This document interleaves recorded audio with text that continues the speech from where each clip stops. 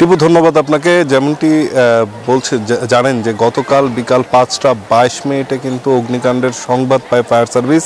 এর আগে স্থানীয়রা যেটি দাবি করেছিলেন যে 5টা নাগাদ কিন্তু 5টা থেকে সোয়া 5টা নাগাদ এই অগ্নিকাণ্ডের সূত্রপাত ঘটে এবং এরপরই কিন্তু দ্রুতই ছড়িয়ে পড়ে এই কড়াইল বস্তির একাংশ এলাকা, যা এরই মধ্যে কিন্তু আগুনের যেই ভয়াবহতা সেই চিত্রটি আসলে দেখলেই বুঝবেন যে পুরো এলাকাটি এই মুহূর্তে ধ্বংসস্তূপে পরিণত হয়েছে। এবং গতকাল আমরা এখানে যারা ক্ষতিগ্রস্ত ছিলেন তাদের অনেকের সাথেই কথা বলেছি, তারা কেউ যেটি জানিয়েছেন যে কেউই কিছু বের করতে পারেননি। আজ সকাল থেকে আসলে এই ধ্বংসস্তূপে হৃদয় বিদারক দৃশ্য আমরা লক্ষ্য করেছি।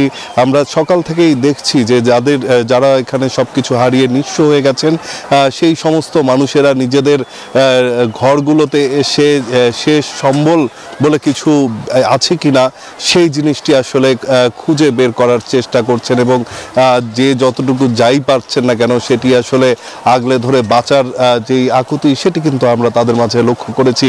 তবে একটি বিষয় আসলে এবার আমরা লক্ষ্য করেছি যে গেলবার যতবারই এই কড়াইল বস্তিতে অগ্নিকাণ্ডের ঘটনা ঘটেছে প্রত্যেকবারই কিন্তু ব্যাপকভাবে ক্ষয়ক্ষতি হয়েছে, যেগুলো ঘর ছিল সম্পূর্ণ পুড়ে ছাই হয়ে গেছে। তবে এবার যেটা আমরা লক্ষ্য করলাম যে অধিকাংশ ঘরই কিন্তু এখানে কংক্রিটের, যার কারণে অবকাঠামোগত ক্ষয়ক্ষতি তেমন একটা না হলেও মানুষের যে জিনিসপত্র রয়েছে সেগুলোর কিন্তু সব থেকে বেশি ক্ষতিগ্রস্ত হয়েছে।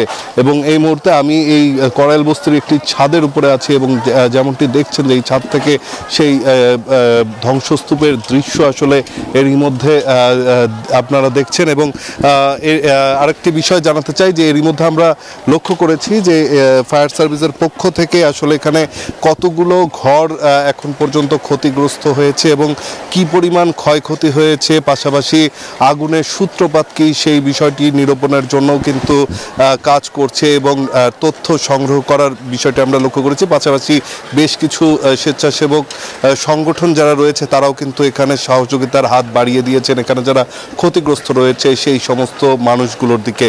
তো এই ছিল এখন পর্যন্ত কড়াইল বস্তি থেকে আমার কাছে এখানকার সবশেষ তথ্য। টিপু, জিকো, আপনাকে ধন্যবাদ। এক্সট্রিম মশার কয়েল প্ল্যান্ট ফাইবার দিয়ে তৈরি, তাই সহজে ভাঙে না, সুগন্ধিযুক্ত ও নিরবিচ্ছিন্নভাবে জ্বলে। ডেঙ্গু, চিকুনগুনিয়া বাহি সহ যে কোনো মশার বিরুদ্ধে দেয় এক্সট্রিম সুরক্ষা।